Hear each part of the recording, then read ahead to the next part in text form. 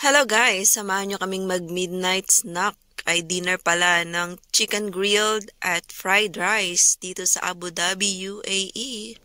Inaya kami ng friend namin na kumain dito kasi sobrang sarap at saka ang mura nga daw ng pagkain dito. At ang mura nga lang ng pagkain dito guys. Bale, share-share lang kami. Ayan, bale nasa ilan ba kami dyan? 5, 6, ayan. Sa isang order na yan na fried rice with grilled chicken ay nag-share lang kami. Yan, partner-partner.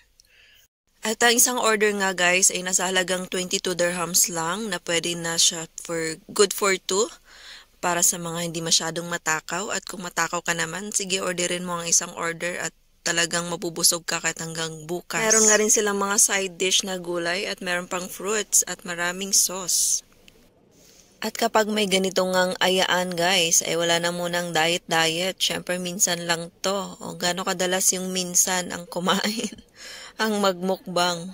Bihira lang naman kasi kaming magkasabay-sabay na ayan na magkakatrabaho kasi iba-iba yung shift.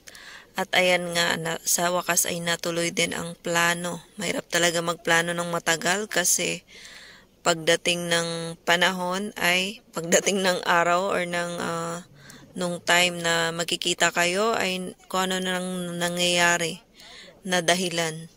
O, diba? At least kung biglaan ay talagang nagugo, natutuloy pa.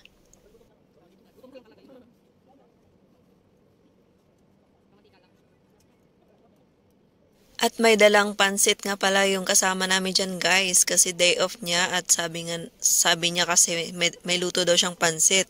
Sabi ko, oh, dalhin mo na pandagdag ano rin yan.